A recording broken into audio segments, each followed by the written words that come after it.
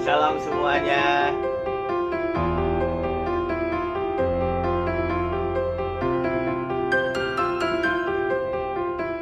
Nah, dalam keadaan sekarang, saudaraku yang terkasih, yang belum baik dan kita tidak tahu sampai kapan pandemi ini berakhir, saya doakan semua tetap antusias dalam hidup, ya, dalam pengiringan kepada Tuhan. Tuhan selalu memberkati kita, semua tetap sehat, sehat jasmani dan sehat rohani. Amin.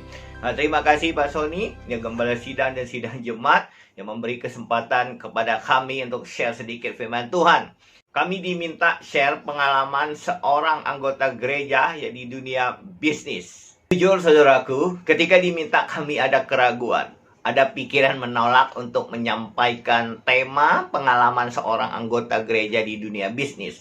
Alasan kami karena ada banyak orang dalam gereja yang lebih memiliki kapasitas untuk sharing dalam dunia bisnis karena mereka memiliki bisnis skala besar. Ini suatu pergumulan bagi kami karena kami hanya bergelut dalam bisnis kecil-kecilan, dalam kuliner mie ayam. Saat kami mau menolak, saudaraku ada pikiran, ya banyak rekan-rekan yang mau memulai atau bisnis kecil-kecilan seperti kami. Pak Sony dan rekan-rekan di gereja, ada yang sebagian sudah tahu bagaimana kami memulai bisnis ini. Dalam sharing ini saya sedikit bagikan ya dengan harapan bahwa rekan-rekan yang mau memulai atau sudah memulainya dengan yang kecil-kecil seperti kami lakukan kiranya mendapat manfaat dan pencerahan dari firman Tuhan yang kita renungkan pada hari ini. Kita buka firman Tuhan di dalam Lukas 16 ayat 10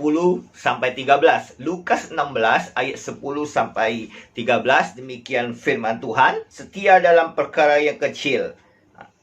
Ayat 10, barang siapa setia dalam perkara-perkara kecil, ia setia juga dalam perkara-perkara besar. Dan barang siapa tidak benar dalam perkara-perkara kecil, ia tidak benar juga dalam perkara-perkara besar. Jadi, jikalau kamu tidak setia dalam hal mamon yang tidak jujur, siapakah yang akan mempercayakan kepadamu harta yang sesungguhnya? Ayat 12, dan jikalau kamu tidak setia dalam harta orang lain, siapakah yang akan menyerahkan hartamu sendiri kepadamu? Ayat 13, seorang hamba tidak dapat mengabdi kepada dua tuan. Karena jika demikian, ia akan membenci yang seorang dan mengasihi yang lain. Atau ia akan setia kepada yang seorang dan tidak mengindahkan yang lain. Kamu tidak dapat mengabdi kepada Allah dan kepada Mammon. Haleluya. Saudara kasih, apapun yang kita lakukan harus dimulai dari kecil. Waktu isi bahan bakar, misalnya di pom bensin, pasti dimulai dari angka 0. Kemudian berubah terus angka tersebut, saudaraku, yang menunjukkan berapa liter bahan bakar yang dikeluarkan dan nominal rupiah yang dikeluarkan. Dari 0 artinya kita belajar dari yang tidak tahu menjadi tahu, dari yang tidak mengerti menjadi mengerti. Ada peningkatan. Dalam usaha ada tahapannya, tidak serta-merta langsung jadi besar. Kami memulainya dari belajar. Belajar dari ipar saya, ya, Pak Billy. Beliau dan cici saya, almarhum Ci Aliang, Elizabeth, yang mentor kami waktu dagang mie ayam. Kami mulai dagang di pinggir jalan, kaki lima, ya panas kepanasan, hujan kehujanan. Ya dagang awal, saudaraku, pernah tidak ada yang belanja. Ya, setiap mau tutup baru ada yang datang belanja. Jadi bayangkan dagang dari pagi sampai sore, ya setiap mau tutup baru ada yang belanja. Yang belanja pun hanya satu orang. Satu orang pasti satu porsi. Makan di tempat lagi, saudaraku. Otomatis ya harus menunggu ya sampai mereka selesai makan baru tutup. Belum beres-beresnya dan sebagainya. Capek fisik, ya, capek hati, saudaraku. Mental benar-benar diuji. Nah, setiap waktu mau tutup awalnya kami layani. Kalau ada yang mau beli. Lama-lama kami berpikir kalau caranya seperti ini tidak benar. Meskipun butuh duit, saudaraku, meskipun butuh langganan atau mencari langganan, akhirnya laku tidak laku. Kalau sudah waktunya tutup, kami tutup. Kami tidak mau melayani lagi. Kami bilang besok lagi kalau ada yang mau belanja. Sebab banyak orang di dalam keadaan seperti ini Yang pertama, berpikir sayang, ada yang beli, meskipun sudah jam tutup dilayani terus. Seolah hari besok itu tidak ada lagi. Tidak mau kehilangan kesempatan ya berkat itu. Kedua, daripada rugi lebih baik dilayani. Firman Tuhan katakan di dalam Matius 6 ayat 34, sebab itu janganlah kamu khawatir akan hari besok, karena hari besok mempunyai kesusahannya sendiri. Kesusahan sehari cukuplah untuk sehari. Burung yang dipelihara Tuhan, ya kalau kita lihat saudaraku, kalau sudah sore atau menjelang petang, ya pasti terbang pulang ke kandangnya. Meskipun selama terbang, ya burung itu pulang ke sarang, ada banyak makanan di sekitarnya. Burung itu tidak berhenti. Sudah waktunya untuk istirahat pulang, ya istirahat mempersiapkan untuk besok hari lagi yang menikmati makanannya. Waktu itu kami berpikir, setiap mau tutup, baru ada yang datang beli. Cara Tuhan memberkati itu tidak seperti itu. Meskipun cara Tuhan memberkati banyak cara, ya Tuhan waktu itu menguji mental kami. Bukan diberkati secara materi, ya banyak yang datang belanja. Si jahat juga bisa mengambil kesempatan seperti itu. Supaya kami kesal, supaya kami marah, supaya kami stres, supaya kami putus asa. Yang sudah capek fisik, ya jadi capek mental. Memulai suatu pekerjaan dari nol itu tidak semudah yang kita bayangkan. Ya, terutama harus memiliki mental yang kuat. Dengan berjalannya waktu, ya sekitar 5 tahun kami jualan di pinggir jalan dengan suka dukanya selaku. Banyak dukanya. Dan langganan mulai ada. Kami tinggalkan usaha itu, diteruskan cici saya almarhum dan ipar saya sampai sekarang tetap berjalan usaha itu. Kami cari tempat baru, kami mulai buka lagi dari nol, suku di Bekasi. Nah, sama persis seperti awal buka di pinggir jalan, awal-awal suku tidak ada yang belanja. Setiap mau tutup baru ada yang datang belanja. Pernah juga tidak laku sama sekali. Ya tidak laku ini bukan hanya sekali, 2 kali, suku banyak kalinya suku. Nah, secara hukum ekonomi wajar lah ya, namanya orang belum kenal ya, meskipun ada yang beli baru sebatas coba-coba. Melihat orang lain dagang ramai, kami sepi, bisa membuat mental itu lemah saudaraku. Karena di tempat baru di food court itu, ya dagang kan ramai-ramai. Jadi secara manusia ada rasa putus asa. Doa sudah, apa yang kurang lagi? Di tengah keputusan itu ada timbul pikiran, sekarang boleh susah, nanti akan menikmati. Pikiran inilah yang memberi kami semangat, tidak menyerah. Seperti pantun peribahasa katakan, berakit-rakit ke hulu, berenang-renang ke tepian. Bersakit-sakit dahulu, bersenang-senang kemudian. Dengan pikiran sekarang boleh susah, nanti akan menikmati, kami tetap semangat meskipun capek fisik dan mental. Waktu itu saya belum berkeluarga, ya makan sendiri, kerja sendiri, ya istilah kaki jadi kepala, kepala jadi kaki. Meskipun banyak ruginya daripada untungnya, kami tetap semangat. Karena di dalam Amsal 10 ayat 4 katakan, tangan yang lamban itu membuat miskin, tetapi tangan orang rajin menjadikan kaya. Haleluya. Kalau Tuhan sudah bilang sudah waktunya, banyak cara Tuhan membuka jalan. Saat sudah mulai berjalan, ya di dalam usaha kami itu, ya sudah mulai ada yang belanja, ya tiba-tiba saudaraku, tempat kami itu mau dibongkar, mau dipakai warga. Tiba-tiba ada orang yang datang nawarin tempat. Ya, kami heran ya. Waktu itu orang taunya dari mana kami lagi mencari tempat untuk dikontrakan. Sebab saya tidak bercerita kepada siapapun. Ya, waktu itu kami tidak terlalu meresponi ketika ditawarkan. Ya, pas kami mau melihat tempatnya, kami tidak tahu alamatnya saudaraku. Jadi malam-malam kami cari info. Akhirnya kami ketemu dan kami lihat rumah kontrakan itu dari luar. Rupanya ada orang lain yang berminat juga. Waktu mau lihat dalam rumah itu kami tidak sempat dalamnya seperti apa. Orang lain yang mau kontrak itu yang melihat dan sudah oke. Tapi waktu yang dijanjikan orang tersebut saudaraku tidak ada duit kontrakannya. Kemudian saya ditawarkan lagi mau atau tidak. Saya katakan mau meskipun saya tidak melihat di dalamnya seperti apa. Waktu saya lihat dalamnya saudaraku sangat-sangat kotor. Karena rumah kosong ya yang cukup lama yang tidak dirawat. Akhirnya kami pindah di kontrakan itu. Sekitar 3 tahun kontrak, kemudian kami beli rumah itu, saudaraku. Sampai saat ini tempat kami dagang. Ya, kemudian saya berkeluarga, karena waktu itu saya masih bujangan. Ya, akhirnya saya berkeluarga, saya memiliki istri, ya, istri kerja. Akhirnya kami mengambil keputusan istri berhenti bekerja, meskipun istri lulusan orang kuliahan.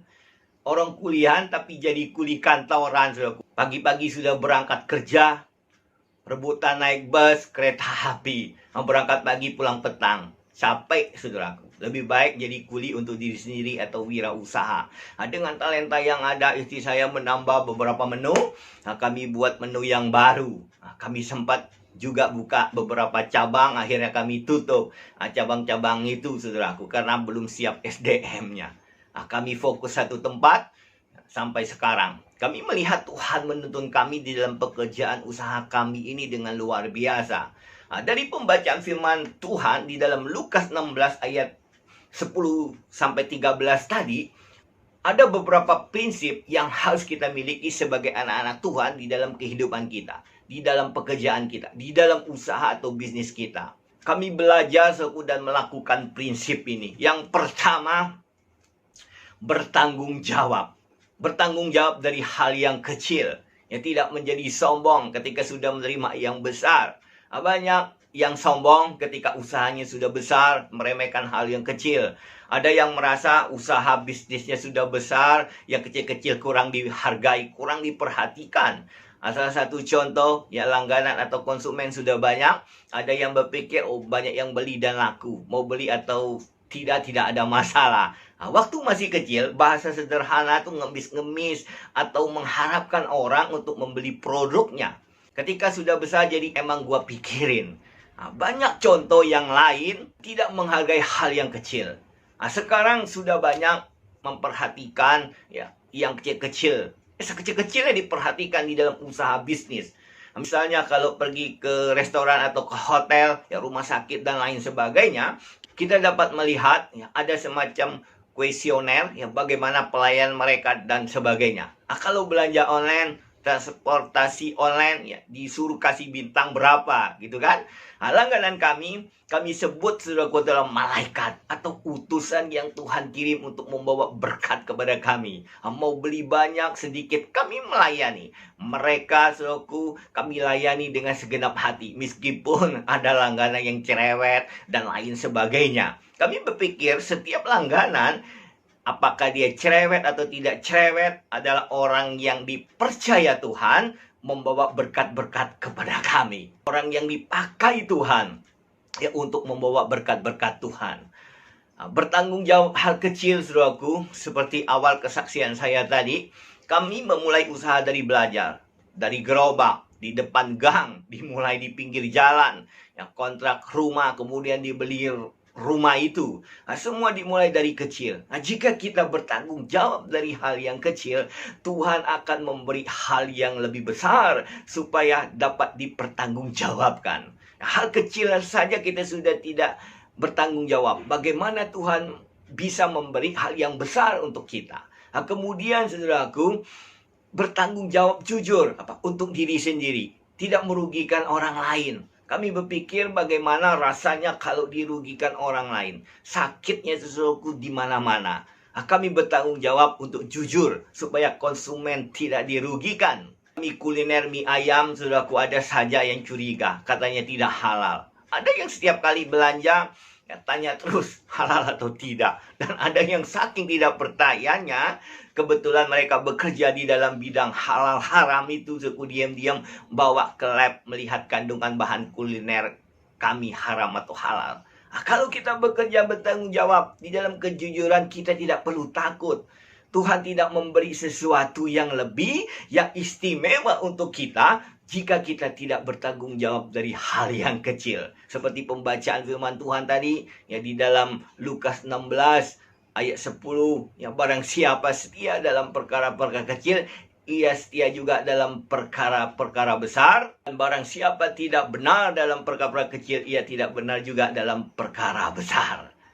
Yang kedua, saudaraku, jangan serakah. Mengapa jangan serakah? Pertama, orang jatuh dalam dosa pekerjaan atau bisnis tidak stabil, ya bangkrut. Salah satunya itu serakah.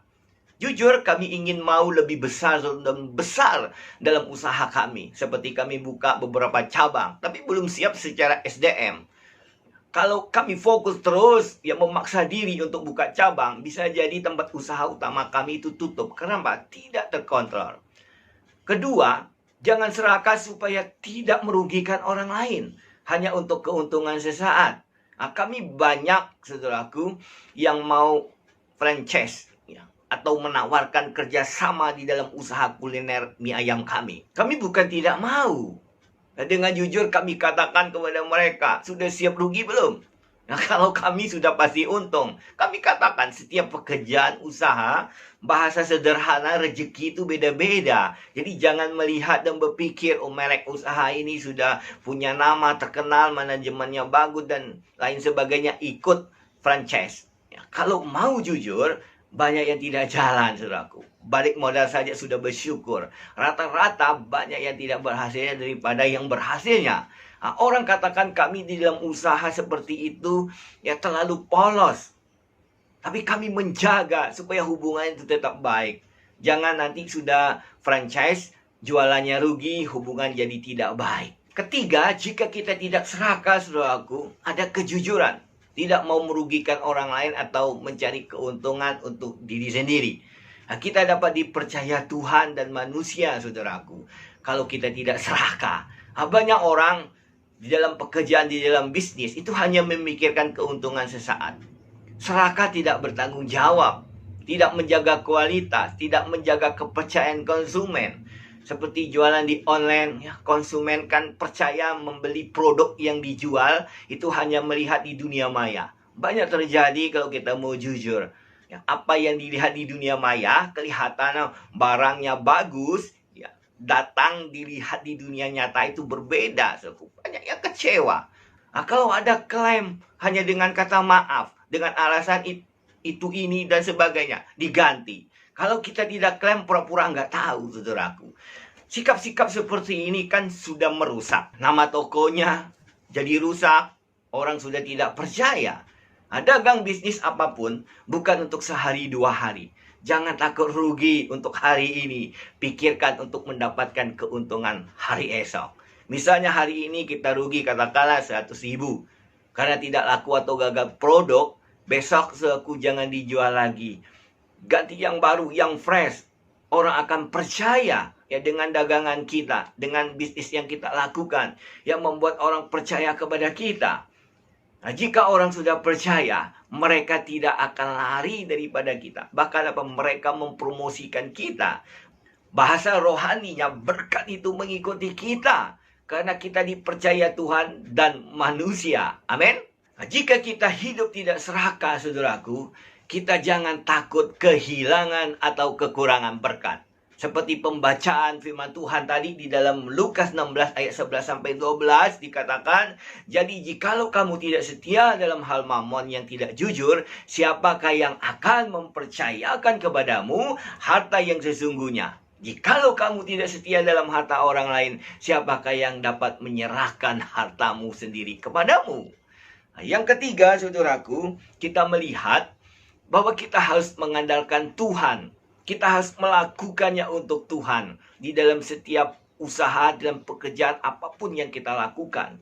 Nah, semua apa yang kita kerjakan, itu tidak terlepas dari campur tangan Tuhan. Nah, dalam pekerjaan bisnis ini, kita harus dan perlu mengandalkan Tuhan. Karena Tuhan adalah segala hikmat, saudaraku. Tuhan yang berkuasa mengendalikan segala sesuatunya. Nah, kita juga harus dan perlu belajar untuk menguasai skill kita, ya, ikut seminar dan lain sebagainya untuk menambah perbendaharaan kita di dalam pekerjaan, di dalam usaha, di dalam bisnis kita. Kenapa? Persaingan dunia kerja bisnis itu begitu ketat. Apalagi era digital ini, saudaraku, semua terbuka. Nah, kita andalkan Tuhan, artinya kekuatan kita itu terbatas. Tidak hanya mengandalkan kepintaran kita. Orang yang tidak mengenal Tuhan pun melakukannya dengan berbagai cara menurut mereka yang dapat membuat mereka tetap ada, tetap bertahan, dan berkembang di dalam pekerjaan, di dalam bisnis mereka. Kita mengandalkan Tuhan, kita tidak menjadi sombong. Karena keberhasilan kita capai itu bukan karena kita hebat, bukan karena kita pintar, atau kita menguasai banyak ilmu, dan lain dan sebagainya. Dalam Amsal 10 ayat 2 katakan, berkat Tuhanlah yang menjadikan kaya, susah payah tidak akan menambahinya.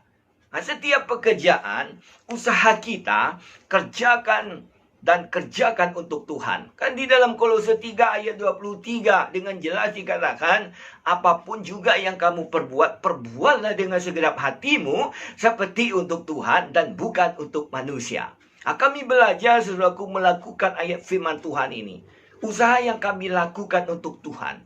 Kalau kami melakukannya untuk diri kami, untuk kedaging kami bisa jadi serakah. Kami tidak bertanggung jawab. Kami tidak tahu waktu. Kami tidak tahu istirahat. Bahkan untuk beribadah, waktu untuk Tuhan secara pribadi pun mungkin tidak ada.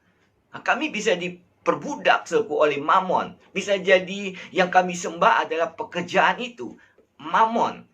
Keuntungan, bukan Tuhan lagi yang kami sembah. Seperti pembacaan firman Tuhan tadi di dalam Lukas 16 ayat 13 dikatakan bahwa seorang hamba tidak dapat mengabdi kepada dua tuan, karena jika demikian ia akan membenci yang seorang dan mengasihi yang lain, atau ia akan setia kepada yang seseorang dan tidak mengindahkan yang lain. Kamu tidak dapat mengabdi kepada Allah dan kepada mamon. Anak-anak Tuhan bekerja, bisnis, bertanggung jawab, tidak serakah, mengandalkan Tuhan, dan melakukannya untuk Tuhan. Dia adalah orang yang cerdas dan tulus, cerdas bertanggung jawab yang mengelola bisnisnya, cerdas bertanggung jawab mengelola setiap keuntungan yang diterima. Ada yang cerdas di dalam mengelola bisnisnya, tapi tidak cerdas mengelola setiap keuntungan yang diperoleh. Ini terjadi.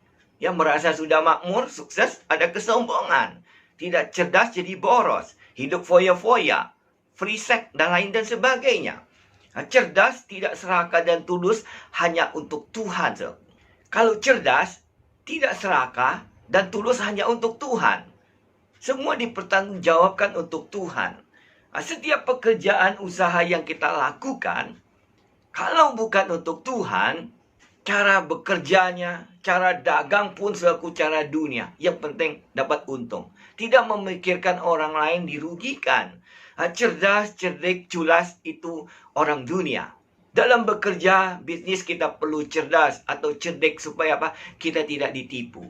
Tidak rugi. Tapi jangan cerdas, cerdik untuk menipu atau merugikan orang lain. Tuhan tidak berkenan. Jika bekerja untuk Tuhan, melakukannya untuk Tuhan, tidak takut rugi atau kehilangan berkat Tuhan. Amin. Meskipun hitungannya secara ekonomi rugi. Kalau cara Tuhan kadang dipikirkan secara ekonomi, saudaraku, hitungannya itu rugi. Kehilangan kesempatan atau kehilangan langganan lain dan sebagainya. Tapi cara Tuhan itu untuk mendapatkan keuntungan berlipat kali ganda dari hitungan manusia yang kelihatan ada kerugian. Cara Tuhan sulit, saudaraku, untuk dicerna, untuk dianalisa, ya, hitungan matematikanya tidak ketemu. Kan di dalam Matius 14 ayat 17 sampai 21, kalau saudara ingat, waktu Yesus memberi makan kepada ribuan orang, itu dari 5 roti dan 2 ikan, dengan sisa 12 bakul. Kadang kita berpikir dan takut kehilangan keuntungan kalau kita hidup benar, kalau kita hidup jujur, kalau kita hidup bertanggung jawab dan kita tidak serakah. Jangan takut, saudaraku. Berkat itu tidak akan tertukar. Saat pandemi ini, kami dagang, saudaraku, tetap stabil. Kenapa? Cara kerja seperti Tuhan yang mau. Sesuai tema anggota gereja di dunia bisnis, sebagai anak Tuhan di dalam pekerjaan usaha bisnis, itu tidak dosa. Mendapat keuntungan sebanyak-banyak tidak dosa. Hukum atau prinsip ekonomi memang harus untung. Tapi jangan berpikir dan hanya fokus untungnya. Berpikirlah mendapatkan keuntungan dalam bisnis dengan hukum dan prinsip cara Tuhan. Banyak orang, saudaraku, dengan berbagai cara di dalam bisnis untuk meraih keuntungan tanpa mengenal teman, saudara, bahkan Tuhan. Maaf, ini terjadi, saudaraku, yang memalukan itu bawa nama Tuhan. nama agama, apalagi status sebagai hamba Tuhan yang melayani pekerjaan Tuhan, memiliki bisnis, tapi cara berbisnis dengan cara dunia. Nah, jika ada yang seperti ini, suku bertaubatlah. Tuhan tidak berkenan. Keuntunganmu dengan cara demikian tidak bisa membeli dunia, apalagi sorga. Orang yang takut Tuhan, dia melakukan pekerjaan bisnis bukan soal untungnya, tapi bagaimana melakukan pekerjaan bisnisnya menjadi terang dan garam.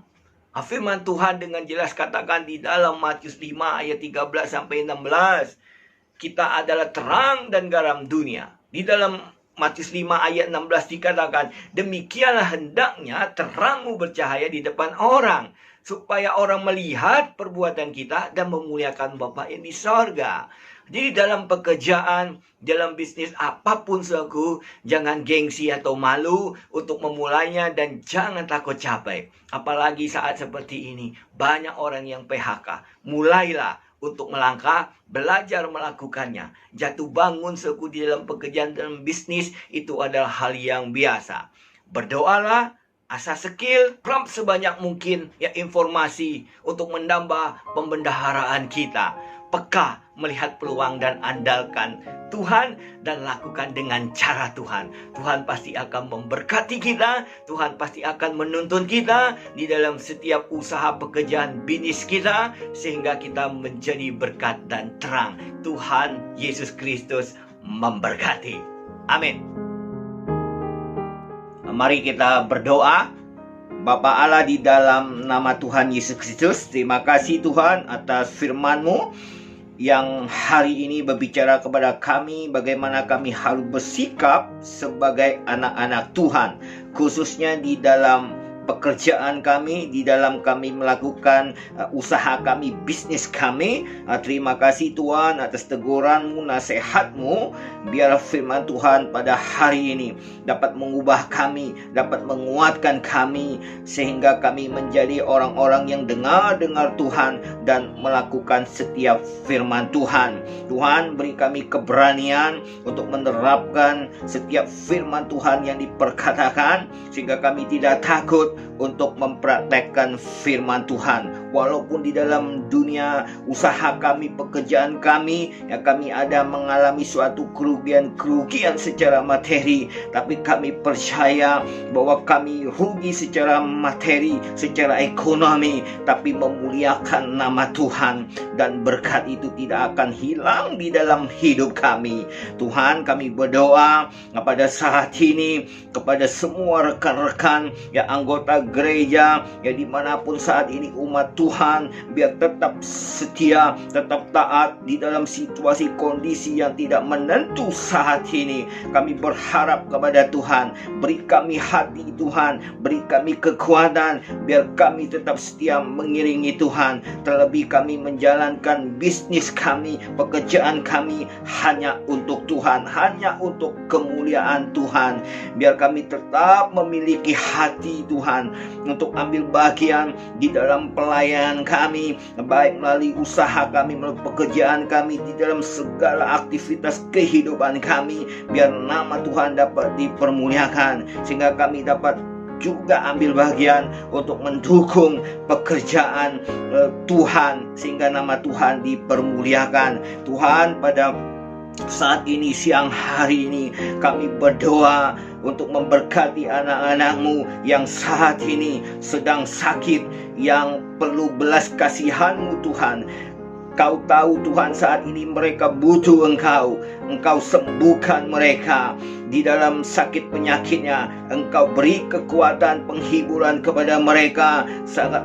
Saat ini mereka sedang mengalami kelemahan, baik secara fisik maupun secara mental Tuhan. Mungkin mereka ada ketakutan, baik secara pribadi, di dalam keluarga, di dalam menghadapi situasi kondisi seperti ini Tuhan.